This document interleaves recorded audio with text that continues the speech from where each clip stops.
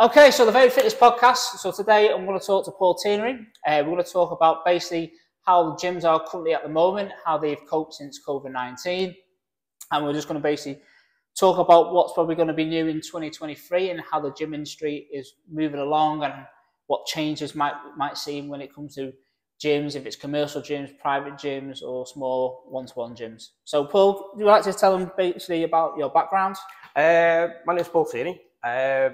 The last, 10 years, I have been in the fitness industry. I worked for DW. I also worked for Exercise for Less, for JD Gyms. I am currently working for Fitness for Less in Birkenhead. Okay, right. So, have you, over the last 10 years, have you seen much of a change when it comes to the gyms? Quite a bit, to be fair. Mainly age groups, a lot of it, to be fair. I think you do get a lot more older generation now interested, especially in ones which have wet sites, so more, say, aqua aerobics for them, so they're not really weight bearing themselves, but they're actually getting some sort of workout. You do find a lot of kids now trying to get into gyms as well, which obviously sometimes you have to, they're not old enough for it. What's the age bracket now for kids? It depends. Mine is 16 and over. There's quite a few that which is 16 and over. Most leisure centres which council owned are 11 and over, but they need to be accompanied by an adult. Okay. But yeah, that's we sometimes get a couple of kids and they're always like, "Oh, can we not join? No, I'll just put my name in on there." And I'm like, "No, you can't, mate. No. Insurance alone will just get us hammered on that." Yeah. So. Is that because just insurance based in case they hurt themselves? Yeah. We won't be covered. The liability wouldn't cover us. Yeah. So I remember when I was younger, when I wanted to get into gyms, it was very difficult to find any gyms that would cater for anyone around 15. So I knew it was maybe minimum 16 you could join a gym. Yeah, that's the way it is. That's the kind of way it's like now. Like I said, unless it's a leisure centre owned by like the council, like Southports, or there's loads of different ones up and down the country, but it's mainly leisure centres that will allow the under 16s. I know Sports Direct have a 14-year-old membership, but yeah, again, they can't use the gym floor. It's more to do with swimming and all that type of stuff. Yeah. There is a few others that do smaller memberships, but you're talking David Lloyd, which is top tier gym. So is it worth really taking a kid who's going to turn up once? And yeah, because back in the day, like the leisure centres and that, you obviously they had the gym, they might have squash courts or David Lloyd tennis courts. Yeah. Obviously, you used to have your swimming pool, and there seems to used to be quite a social aspect of it all. And we don't really, in our hometown now, Southport, have that really. I think the Victoria Leisure is probably the nearest to having a bit of that, but now they only have one squash court. They have plenty of swimming pools. But I think for me, I don't work in commercial gyms anymore, but back in the day when I worked in commercial gyms or leisure centres and that, one of the things I definitely noticed in that industry that what I used to like about it at the beginning, it was quite a social place. Oh, definitely, yeah. Where people will come together, you work out, you might have a few drinks at the bar and stuff. Yeah, ones with cafes. Cafes and that, but I've noticed that obviously with the local one we have at Everlast, that cafe area is now deserted. So when I take my daughters to go swimming, I think someone is running the cafe side, but there's no one there to do it. Yeah, I just feel like it's kind of missed that. I do think there is a massive social aspect missing in most commercial gyms now. You can go into like JD or the gym group, places like that. I tend to use quite a lot of these gyms myself because sometimes I could be down in London, I would just want to work out and crack on. But you do miss that social aspect of it. A lot of people now, you'll see them come in, they're going home. There's no real kind of, should we train? Would you like to do this? Or, should we get a little coffee or anything like that? I do think gyms are missing out on that. That's something, me personally, I'd like to introduce in my gym, but we've got to get past January first. Yeah, it's weird that it's been a bit like that, because that's what I kind of always liked about the leisure industry, because it's not like I like training or training clients and that. I always love the social aspect of it all. Obviously, I was talking to yourself before, talking about going onto the online platform side of it all, but I've always said that I'll always be a bit of a hybrid, where I'll still do in-house because I actually really enjoy it. Yeah, but that's your bread and butter. Yeah. Yeah. And even if the online was taken over, I still like to think that I still have certain clients that I would want to train. I still think you need that personal touch. Yeah. And don't get me wrong, I do believe this model of working from home on a computer, giving people the programs, for the ones that may be socially awkward, that don't want to go out and be at a gym, you know, I get that. There's a lot of people, especially with mental health now, they don't want to leave the house, but they still want to keep fit. So I understand that side of it. Me personally, I love the whole kind of meeting. And I especially with people in my gym at the minute, I love walking around, just saying hello.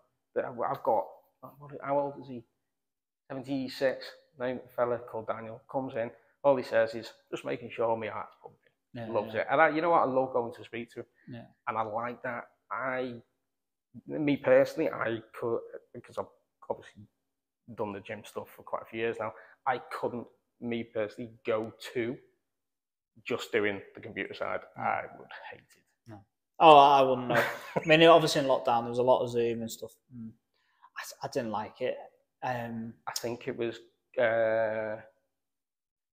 generic. Yeah. Yeah, I don't think there was enough speciality stuff that was on, especially through the pandemic. It was all, don't get me wrong, what was the guy's name? Joe something doing. Oh, Joe Wicks, yeah. There you go, Joe Wicks.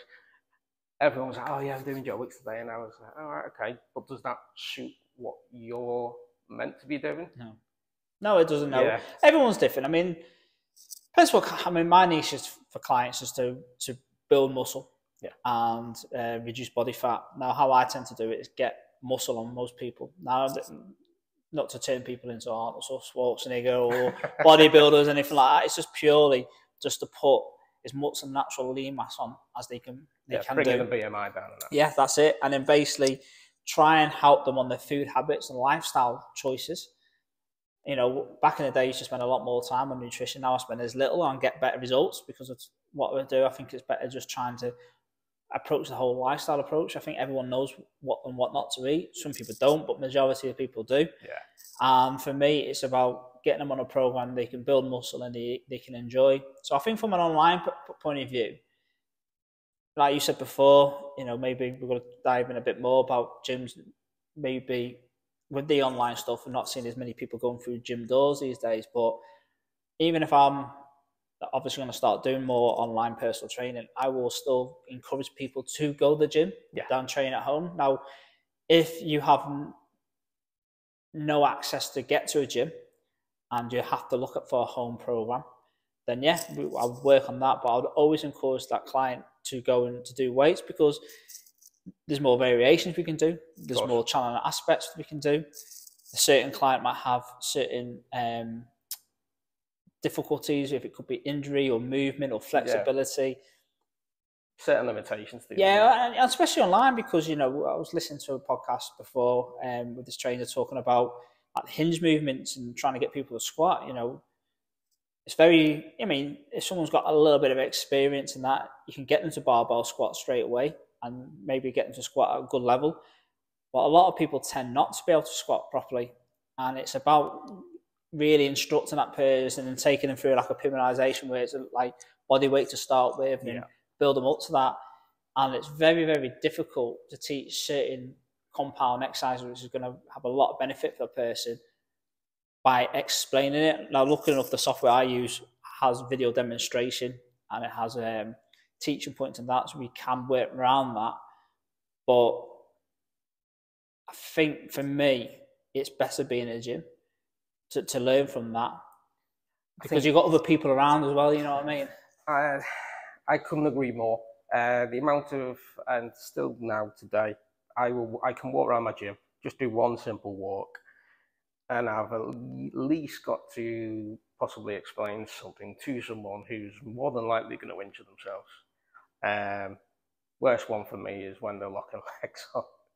The thing is on the leg press. There we go. I cannot stand it, and I've actually seen the injury happen before in front of me, where that hybrid ended, went backwards, the left knee then hit because a woman was full stack and Oh, and that woman ended up breaking a cheekbone.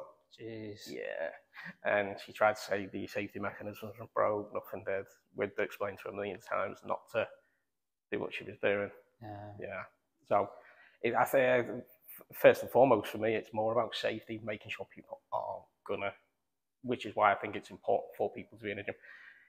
It's hard enough trying to direct someone just through a camera. Oh, yeah, yeah. Whereas at least if you're doing that one-to-one with them, you've got them in the gym.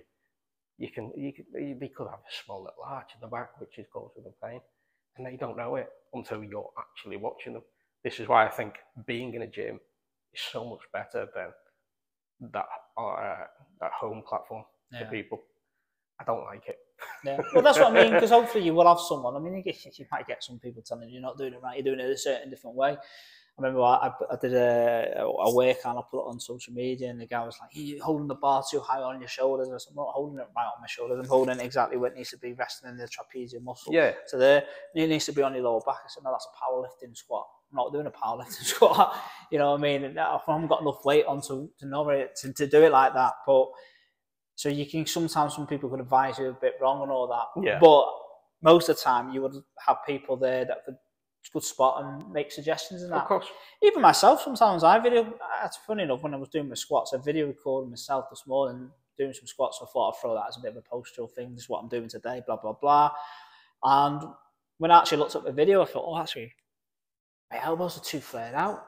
You see something. You just lost it for a second. Yeah, I was like, what am I doing there? I need to get my elbows slightly, not too under, but it was a bit, I was in a bit of a weird position. I thought, God, if I'd have seen someone doing that, I'd say, oh, you need to get under the bar. Don't let your elbows go with that, because what it will do, it'll penetrate you to lean forward slightly. Lucky enough, I wasn't leaning forward, but again, when you got that visual complex where someone can see something, it can help. I mean, for me, in-house personal training is always the best. And I think for a lot of it, the online personal training is one, affordability. Because obviously to see me on an hourly basis is going to be a lot higher what it would do if I was doing it on an online program. Yeah. And obviously the difference in prices is the quality. If you've got someone there completely teaching you and how to do these exercises properly and making sure that you're safe and you're getting the effective workout and you're getting the right movements, that's what you're paying for. On the online aspect of it all, for me, you're looking for, I always say, is like the accountability side of it, giving you a program that you can work on. Yeah. And maybe once a month checking in, making sure that your lifestyle's engaged and making sure that you're completing your workouts. And like with the kind of software I use, if you've not completed the workout when I wanted you to try and complete the workout, I can say, like, Paul, what's going on? How come you not completed it there? Yeah, getting on me back to do it. Yeah. And that's what you're looking for. You want someone to create a program for you. But sometimes, like, there's a girl that used to do a bit of PT in my old gym. And I just seen her with a personal trainer that she's been going to. And she knows her stuff. She's a good trainer. But sometimes even a trainer needs accountability. So it's completely fine. I mean, the guy I was listening to on this podcast is quite a well-known, I can't remember his name off by that. I just started following him. But he's quite a well-known person in the fitness industry. Oh, right, okay. And he's doing a bit of powerlifting challenges. And he's got a coach for that. So it's fine having a coach. And if you've got a bit of experience in the gym and know-how, then that's fine. But I think if you're a complete beginner, it might be worth just investing that little bit more for an in-house personal trainer, just to make sure that you're doing the right exercise. If you're going to invest in exercise, you've got to invest in the gym, which means you've got to invest in a PT. Yeah. They are my three things. If you really want to invest in yourself, you've got to have, or at least start putting some money away. Even if it's just one session, just to get you on that right track, you've got to see someone. I've seen a couple of like online things recently from people I know aren't qualified, and I think stuff like that, when people don't have to prove their qualifications, I think it's dangerous. Yeah, because I could literally go on there and say, I don't know, I'm a qualified architect. Yeah. Give me all your money so I can build you a building. Stuff like that, this is why I don't like the online stuff. It's far too easy, especially with Instagram. Look at my workout type thing. No one's proving that they're actually qualified to do these things. Yeah, I mean, that was what I've mentioned it, and not on my podcast, and someone else's podcast. One of the things I don't like, he said, what do I don't like about the industry? I said, there's too many people that are subscribing to certain trainers by the looks. Yeah. Now, someone could look good. It could be genetics. It could be the fact that they've been training for a long time. Yes, they work hard. Yes, they know what they're doing. But there's a difference between knowing what you're doing and looking good than actually being able to coach someone and actually being able to teach someone and know that. I mean, some of the best coaches around, if you look in certain aspects of different industries in the fitness that specifically work on strength training, powerlifting, UFC stuff, like Duncan French. I don't think Duncan French be watching this, but if you watched it, I remember listening to him, and he was so knowledgeable on a podcast that I was listening to. And obviously, he's a British fella, I think he's from Sheffield, so I looked him up and all that. And to look at him, he wasn't muscle bound, the typical Instagram influencer. Look, he just like what it was, just a normal bloke, but very knowledgeable and very good at what he does. He trains some of the fittest superstars in the world at the moment. And I think sometimes that's what I don't like about the industry. Some people go on about how people look, but it's about the coaching skills. Yeah, definitely. Couldn't agree more. It should never be about looks. At the end of the day, they can teach you to go on a sunbed. Yeah, they could teach you the new makeup routine and stuff like that. But that's not going to get you to win. It really pisses me off on this conversation. There's fucking some of the shite they do on there, some of the gimmicky exercises and that. And then someone goes, "I saw this, just doing this. Look at her body and all that." Yeah, the amount that's just there to make you look at it because it's something completely wacky that you've never seen in the gym before. But reality does jack shit. The amount of people I've had to not tell off in gyms, but gone up to them and said, "What are you doing?" And they're like, "Oh, I saw this on Instagram." And I was like, "Okay, do you want to show it?" And I went, "Then do you see his qualification on there?" And like, "No." And I went, I would never do something which someone's demonstrated off Instagram if I did not know that they were qualified in doing what they're supposed to be doing, because it's far too dangerous. This woman could have ended up snapping her back by the ridiculous stuff she was trying to do, and I was just like, so no, I hate the whole Instagram thing. I know. But unfortunately, it's like with me. I mean, I've started putting some stuff on Instagram. I'm sure we'll probably see clippets of this on Instagram. Your knowledge, but it's the way of marketing these days. And like I say, there's some good stuff out there and some bad stuff. Yeah, like I said, I know you're a qualified person to do that stuff. That doesn't bother me. I think Instagram, it's like this whole influencer job thing. It's not a job. It's just, without me sounding nasty, to some people who don't have enough time in their own lives, and they're going to subsidise someone else's. Yeah, definitely. So, with the gyms and that, how have you found it since after COVID? Because obviously that, honestly, especially in the UK, bit of a struggle, I think. COVID levels, the membership levels after COVID, and this is across the board, where they were. I think the last time I looked, it was about 68%, which, say I don't know, 100,000 people. That's only 60,000 people that rejoined or gone back to the gym. I think that's, for the industry, I think it's terrible. For people's health, I think it's even worse. At the end of the day, I'm in an industry where I'm trying to help people, make them better, make them fitter. That, 32% aren't. Whether COVID got to them, and I hope it didn't.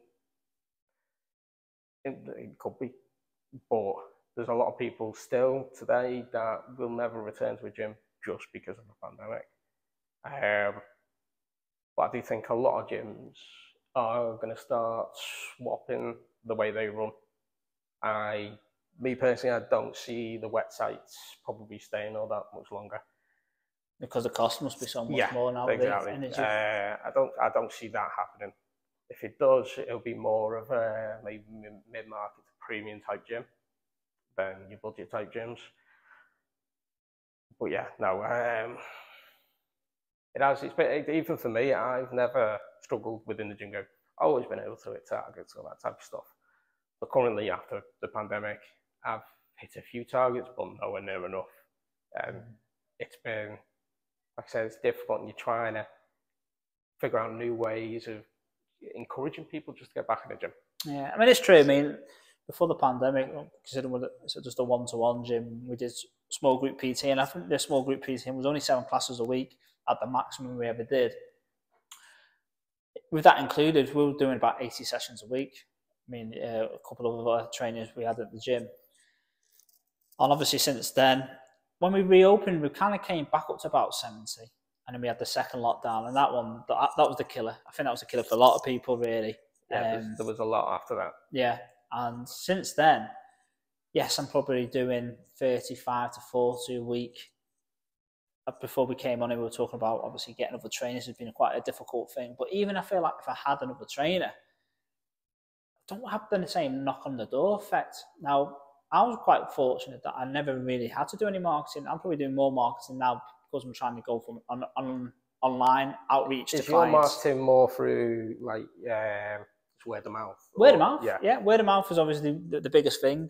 Website, people inquiring through websites, coming in for consultation. But I said to him last night, my wife, I'm just going to have a look at the website, making sure that it's working right. I'm getting the submissions of the consultations and that. And I did notice, like, everything's working here to a degree. Just they're not coming in as regularly as they used to do. And, it just scratched my head, like, thinking, like we just said, it was a health pandemic. Yeah. The people that died or the people that got seriously ill, majority of them were obese, who had health mortalities. Yeah. So you'd have thought when people said, "Oh, how do you think you're going to be when you reopen?" I said, "Look, it's going to be chocker." Yeah, it's going to be chocker. I think everyone thought that. It's not. And obviously, doing this podcast and talking to people in not just in the personal training industry, but even in like yoga, Pilates, we've all had to kind of look at different ways of working because what was working beforehand ain't working as much. We're not bringing the same numbers as we did beforehand. No, even our class attendance, we used to have decent class attendance. Well, in my other gyms, I've had great class attendance, but right now it's nowhere near what it should have been. No, it's not, no. Cost per head recently is nowhere near where I'd like to admit. Yeah. And sometimes, don't get me wrong, my evenings are always busy, regardless. But I used to have a decent daytime, program, and if you got level of 20, you may be getting, say, 8 people in, and that for a dinner time class, it's a bit. Yeah, no, it definitely cost the board and that. It's like me now trying to promote like a 6 weeks challenge, like a little bit of a boot camp.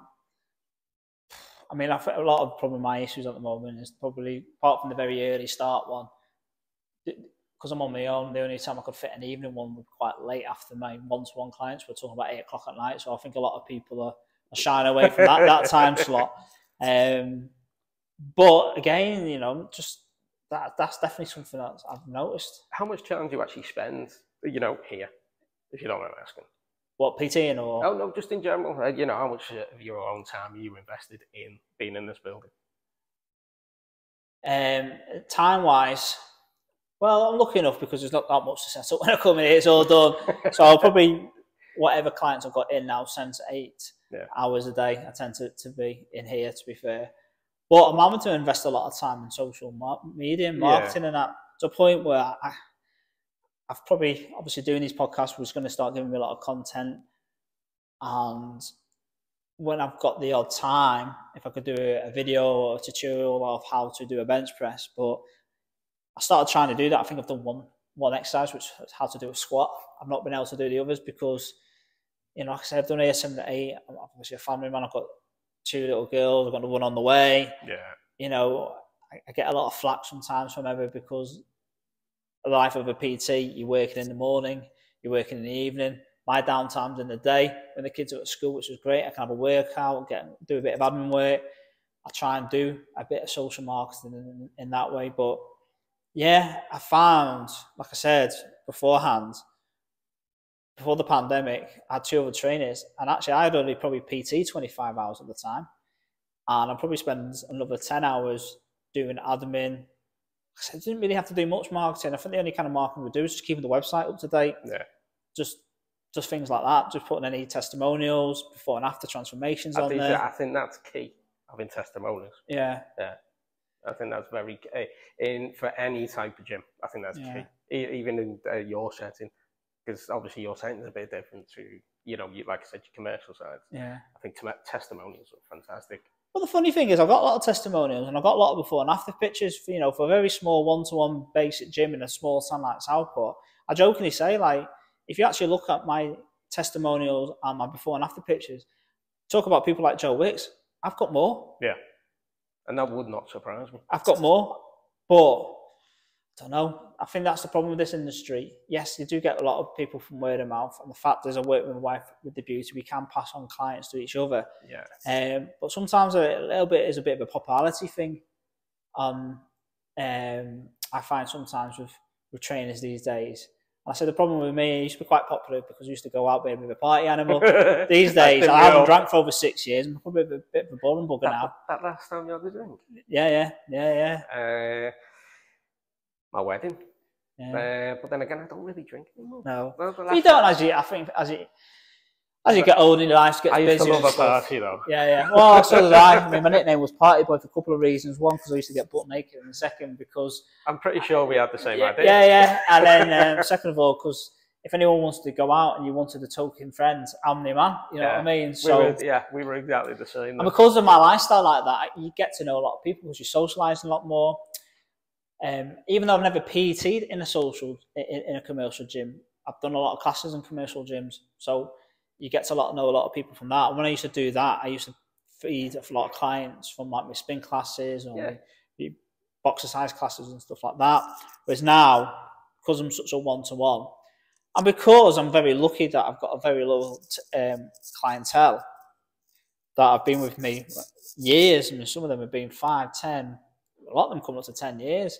So I'm not always on the lookout. So I'm not having to market that much. Yeah. I probably would be like that if I had the staff to try and fill it in. Yeah, and then get a bigger turnover, yeah. But like I say, I just feel like definitely since COVID, the industry has gone, it's different. It's peculiar. Yeah. Yeah. I don't get it at the minute. No. It's like my attrition levels at the minute. We could sign up 250 people in 1 month. Quite easy like that. Yeah. But we could also lose 250 people like that. Yeah. And I don't get why. Yeah. My gym right now is the cleanest gym I've ever had. And I mean, the standards in that gym are fantastic. The equipment we've got, brilliant. We've got loads of Matrix gear. We've got, Smith machine, 2 Olympic platforms.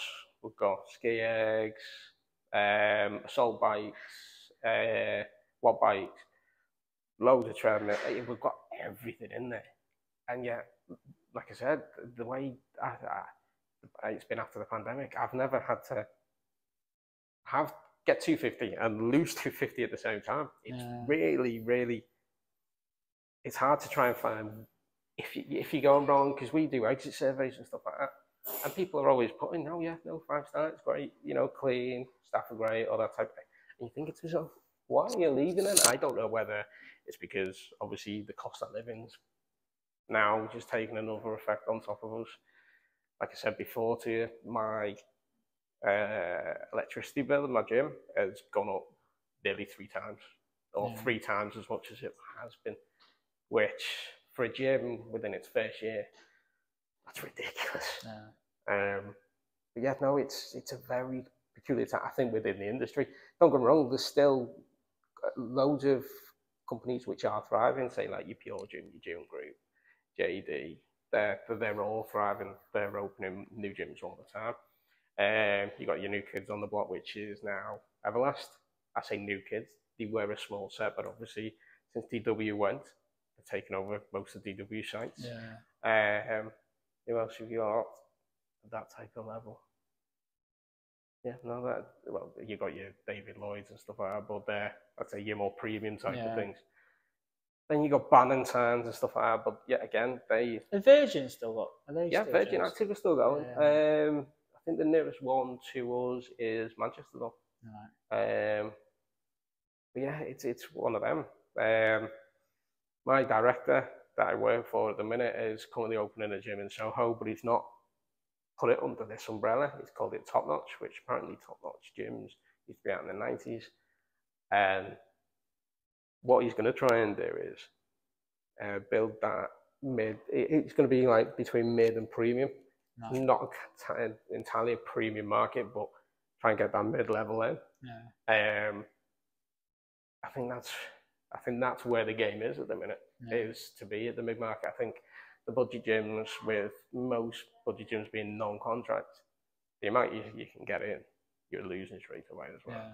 So I think the way forward is mid-market to get people in, even if it is just on a short-term contract. So you've got that level of what's the word? That where they're coming, they're going to come in because of because at the minute with people in non-contract, you could pay tenner, for like that first month off. You're only losing a tenner. Doesn't matter. I cancel my gym membership. Whereas if you have, even if it's just a 6-month membership, people are gonna more than likely make that effort, just thinking, well, I've got to pay for 6 months anyway. Yeah. I think that's the way it will or has to go. Yeah. I mean, that's difficult for me. I've always done it as where you can pay by session, but the session price on its own is quite expensive. So you would always take a discount block. So I do like a 5, 10, and a 20. And the problem that I will have, because I'm a PT, I'm not that expensive in this area, but I'm probably one of the higher ones. But I'd put that down to the type of setup I've got. It's a private gym. You're not waiting to get on any machines. You're going to get around the gym. You're going to have a workout. It's going to be very specific, very private. And more, you get my expertise and my skill and my knowledge. You do have a good name yourself. Yeah, exactly. So that's the thing. And obviously, like we talked before, gas and electricity now compared to what I paid in my previous place before the price increase is an extra couple £100 easy a month. Regardless if it's summer or winter, really. Because even in the summer, you're probably paying that just to get ready for the winter. So it's kind of it's a big thing. So one of the things I've had to do is had to increase my prices. But then, because you're increasing them, sometimes you're dropping that market a little bit, a knock-on effect. I think what I'll probably introduce next year is more partner training, because I don't charge anything different for partner training. Because how I look at it, when I do partner training, you've got one person doing the exercise and one's resting, and the other one does the next set. It's easier. Sometimes the only times it's difficult when you have a partner, when they come with their husband and wife, you might have to take a bit more weight off and there's a bit more change. But I mean, at the end of the day, if you're a personal trainer, I'm sure you can handle that stress of lifting a few extra weights. You can set that up quite easily, though. So, apart from that, you might be swapping the weights a little bit more around in that session. Again, it's pretty simple, and then you're getting 2 for the price of 1 in a way. One of the things I might look about doing is doing like group training.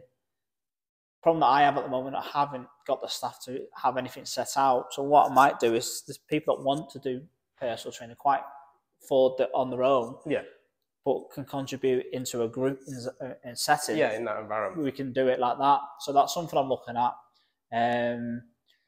Well, a problem as well, because of the type of service I provide and the financial outlay, the type of clientele that will come to me is more high market, and them high market people will tend to have a lot more holidays. So what you'll find...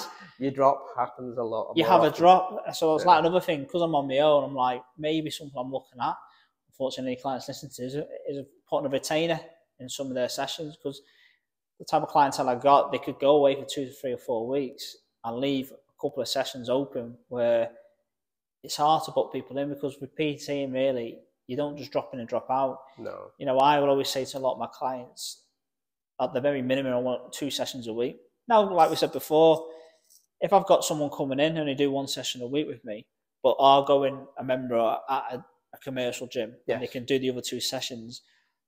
They have the Verity Fitness app.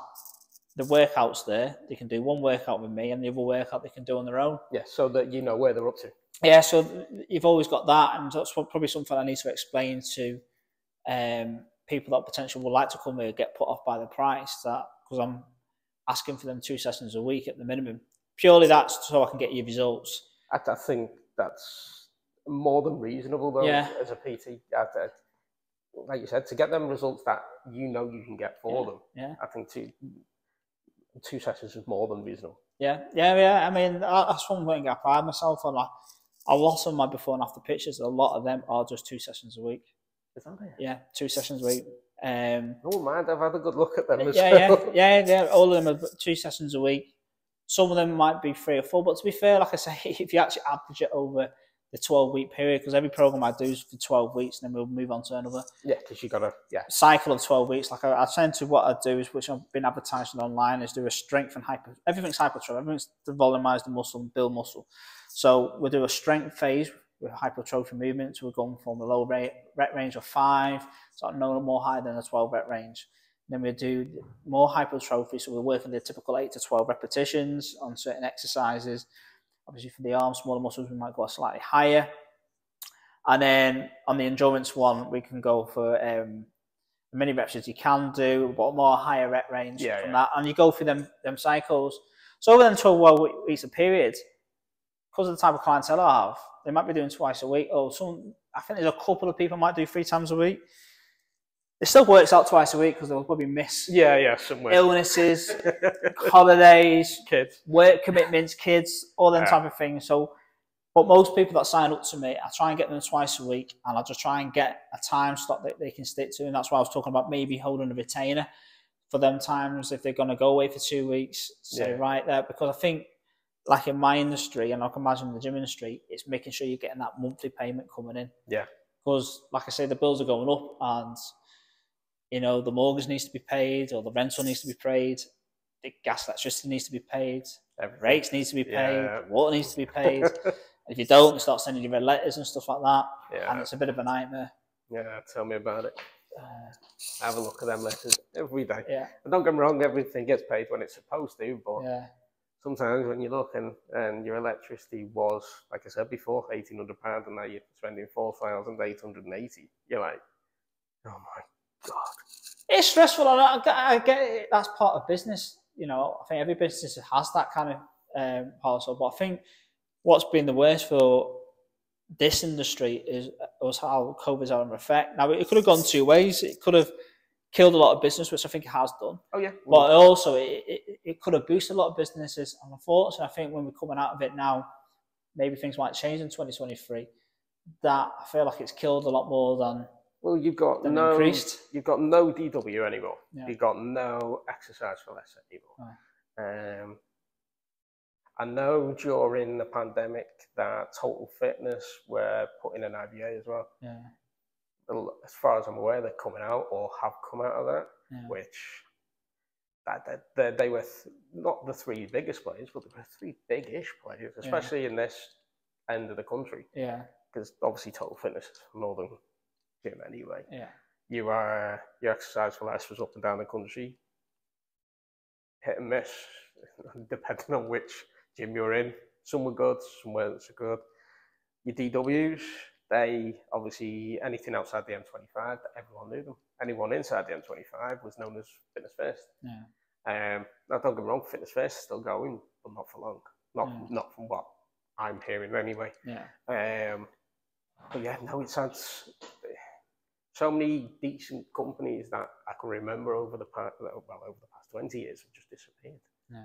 And I think it's a massive shame, especially when it involves people's health. Yeah, definitely. So what do you think going forward, what do you think the gym industry is going to be looking like? Honestly, I think it all depends on, and I don't mean the government, but whatever the government's next challenge is. Yeah. Obviously, we need to get through this energy crisis. We've already been through a health pandemic. If we get something else over the next, 12 to 18 months, I can't see a great deal surviving after that. No. You get your big ones, which will, because they're subsidised by the fashion brand. So Everlast will survive by being under, what's it called? Mike Ashley? Yeah. What's the thingy called though? They're under the massive fashion brand umbrella. You've got JD, which is again owned by JD Fashion. Yeah. They're never going to go anywhere because they're billion-dollar companies anyway. Yeah. Your smaller boutique type gyms or smaller setting gyms will suffer. I don't think, from what I gather from like Pure Gym and Gym Group, they should be all right. They've got enough sites and enough revenue coming in anyway. But I think it'll take a lot out of the setting of the gyms. Like I said, I think wet sites are more than likely on the way out. I think they'll stay within, what's it called, the leisure centre setting, rather than being in a gym setting. Unless, like I said, it's more mid-market to premium type gyms. Because anything lower than that, it can't afford it. Yeah. Literally, not if another crisis comes along. Yeah. But yeah, I'd like to think if nothing does happen, then we can get maybe that 10% back, which we've been missing, because that 10% is a lot of people, especially up and down the country. I know when we did return from the pandemic, that they'd had more visits in 1 month than they'd had in like the previous 3 before they closed. So the thing is, people were still pinning in to get into a gym, but not everyone was returning to a gym. Yeah. So yeah, no, I'd like to think you can get 10% back over the next 12 months. That'd be fantastic. I think everyone then will be on a nice little curve going up. Honestly, just depends on what gets thrown at us. What gets thrown at us again. Yeah. No, it must be difficult. So, if you're a young entrepreneur and you want to open your own gym, you probably have second thoughts at this moment. So, if you were going to open a gym, a brand new gym, what would you think? How would you approach it? Cautiously, definitely. Yeah. I think sometimes when people have open gyms or keep gyms open, they've not got the right footfall for one. You'd have to do your marketing with regards to how many people live in that area. Yeah. Because you've got to then think, are you going to get your share of that market? So, yeah, I mean, for me, like a town like our town, Southport, one of the things I keep thinking is there's too many.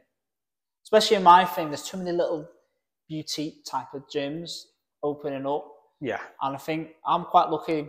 One of the things I know for myself is that I've got such a good following and reputation, which is great. That will probably keep me above the rest. Yeah. All my gym equipment's paid for. The only thing that you're paying for is my time. You know, I've got my wife here. We have our business together. We own this building. So there's a lot of benefits on my side. But I see a lot of people opening gyms, and I keep on saying to these people when they open gyms, you know what? Just stay where you are. Yeah. Stay in the everlast. You know, it's great. I mean, to have something above your name there, but the cost of running a gym at the moment is so expensive. Yeah, I would, me personally, I'd leave it for as long as possible. Yeah. And then look at investing.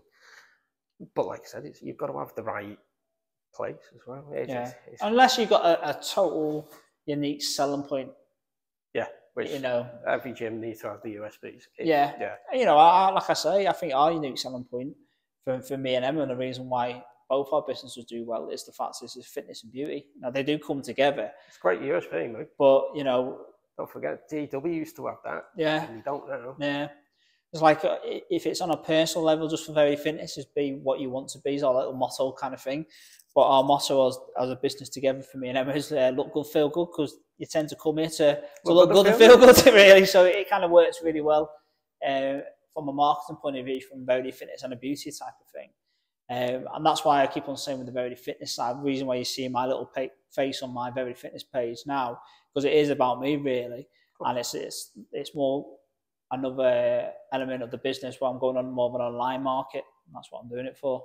Hence the reason why it's the Verity Fitness podcast and that.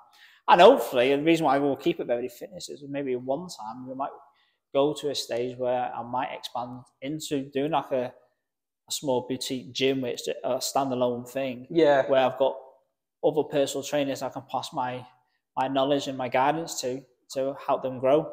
Like that was kind of what I was doing in the old place till the bloody pandemic happened, really.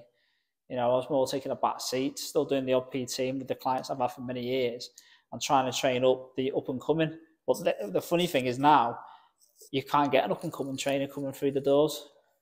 I mean, have you found that, probably last question we'll talk about it, but have you found there's been a drop off of personal trainers? Massively. Yeah. it's not just it's not just how many personal trainers actually come through the door. I think it's the level of them as well.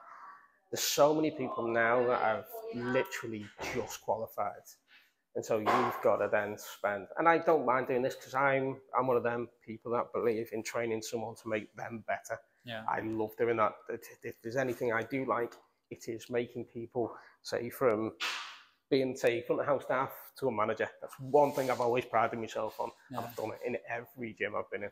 So I like that. But the standard of PTs that you do get, like I said, most of them are brand new to the game. So you've got to be with them more. You've got to invest more of your time with them. I personally ask them if they're ever coming in and saying, oh, you know, I'd like to PT you. Okay, do me a favour. Send me over your business model, you know, see what your first 90 days would be like, you know, just so I know what you're doing. And they look at you with like Bambi eyes. So they're like, what? What's this? Yeah. I do believe stuff like that is being left out of when these kids are actually going, you know, to get qualified. I do believe there should be some sort of marketing strategy for them in these qualifications. Or it should at least be getting taught in schools. Yeah, I mean, I think the problem I get when I'm with trainers coming through, when they do knock on the door, they want the top end money straight away. Yeah, no, you've got to build your client base first.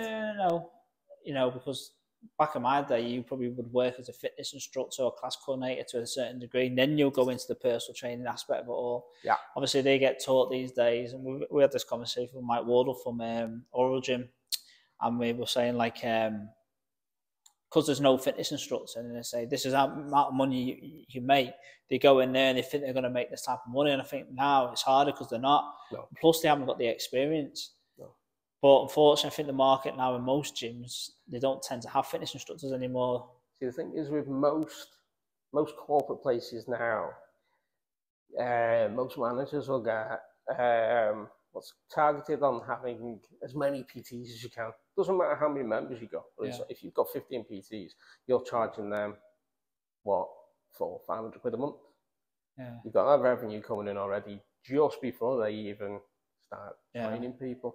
And I always believe less is more. I would rather have a small team of PTs at a higher standard with enough members for them to then actually make themselves successful. But no, most of your commercial places, especially it's just another revenue stream for them, aren't they? Really, they're not bothered if they come in and that. I remember when back in the day when it was the DW, and then they started going down the personal training. They used to have, there was a company, I forgot what they're called, that actually managed personal trainers in these commercial gyms. I remember that. I don't think they're around anymore, and they were there purely to make sure that the standard of the personal trainers going into these places was high. Yeah. And I think, especially at DW, I think once someone quite in the hierarchy got involved, he kind of banished them out and said, no, we'll look after our own personal trainers. And I think that's when it went downhill. Now, obviously, there is some good trainers at Everlast. Not knocking anyone listening to some of Everlast and going, hang up. No, there is some good standards in there, but I'm just saying that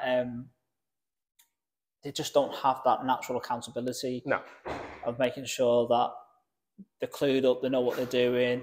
You know, and it's also about how approaching people and stuff. You know, you might train on your own and you might like the industry and you might want to go into personal training, but, you know, I remember once, and I was dead on, I'm probably a bit too honest to this lad one time, and he asked me once about personal training, about should he get into it. And I used to see him in the gym all the time, and I used to always say hello to him, and he never said hello back to me. And then for one day, he randomly came and started asking for some advice from me, and I said, do you reckon I'll have a shot at it? I said, no, because I've said hello to you numerous times in the weight area. You completely ignored me. He said, it's not about how you train, it's about people skills and how you can communicate with people. And sometimes it's all about if people like you, you know, because I like ability. It's a popularity contest. It is, yeah. But I mean, it does, because I remember when I used to work in one that don't have anymore, LA Fitness in London, in Bayswater. There was two trainers there. There was one guy called John and there was one guy called Jeremy. Jeremy was more knowledge-based, very good. Even I used to pick his brain. And he had John, you know, he had good knowledge, but not on the same level as Jeremy. But the fact is, John was a lot more busy than Jeremy. Yeah. Because John just had that presence on the gym floor. He could he walk energized around. the place. Yeah, he had that thing where everyone was looking at him. He's Yeah. like, yes, yes. Just the way he was. Yeah. You know, and half of it, I wouldn't say it was always in that, but I remember like, oh God, I'm going to hit the gym floor now. And he would psych himself up to get into that level because you know when he was at that level, the energy he would bring is there. Yeah. You know, whereas Jeremy, he was great, but he didn't have that same energy. So it's about getting that right balance. You don't need to have that, but it does help. No, of course. The problem is especially in today's market, if you're not popular, you're not going to get people. It's as simple as that. It's just, unfortunately, the world we live in now. Yeah. We've got the Instagram kind of, the more followers you got, the better you are. Yeah. Yes. Yeah. Whereas in reality, I've got PTs there that won't touch Instagram. They don't like social media, but they're probably the best trainers I've got. Yeah. And they literally just market themselves in the gym. And yeah, they're busy. They've got the regulars. Yeah. But no one sees them apart from on the website. No one will ever see them on social media. Yeah. No. Yeah. But unfortunately, like you said, it can be that way. Yeah, and like I say, for many, many years, I didn't have to rely on social media. I'll probably say word of mouth, my actual website, because that's obviously where we would have all the testimonials, the before and after pictures, and then possibly social media. And I'd say, well, the only type of social people I'll get from social media would have been for the class, not actual one-to-one. Because I always feel like when you're looking for a trainer, because the investment you have to put into it, you've got to do a bit more research than looking online. And I think for most people, especially if they're looking for an in-house trainer, which will cost that bit more money, they will probably, I would do the research. I mean, I used to hate when people like, you've got your local area Facebook group and used to tag my name in that kind of thing. I'm thinking, because someone's asked recommendations as a PT, I don't know. I didn't quite like that approach. I feel like, you know, I suppose it is a way of doing it, but I always liked, I never go looking for a client. I want the client to come to me, because if the client comes to me, I know the fact that they made the effort to come here. Oh yeah, they're committed. Whereas if I've got to chase that person, then they're not committed. I mean, I've had past clients that have got out of the game. You've tried to chase them back in. You manage to get them back in. They just drop out. You need to get them. The hardest thing, like you said, creating a habit. Yeah. You can't create that habit. You're not gonna follow through. Yeah, and like I said before off that when you're training any personal trainer, I always say accountability is the key. The reason I get results, it's not because of my program. Or I like to say my program is good, but it's not because I've got the greatest program. It's a basic program, but because I'm there and I'm making sure that you turn up and you do it, and they know that I'll be there, I won't let them down. You've made yourself. We've got that accountability. And that's what gets results. Consistency, and in anything, fuck the gym, and anything in life, if you got consistency, you'll do really, really well. You get results. It's as simple as that. Yeah. Couldn't agree more with you, mate, honestly. Well, Paul, been a pleasure. Is there any way, I don't know if you do social media yourself, anyone that can contact you if they want to speak to you about anything to do with gyms or anything, or anything you'd like to promote while we're on this? Well, obviously, I do work for Fitness for Less in Birkenhead, so if anyone in Birkenhead does want to join the gym, we currently have an offer, which is Join 10. Go to fitnessforless.co.uk. You can join on there. If there's any PTs currently in that area who would like to also sit down and have a chat, you can contact me on Paul Tierney, that is Tierney, at fitnessforless, that's with the number 4, not 4, .co.uk. Brilliant. Cheers, brilliant. Cheers.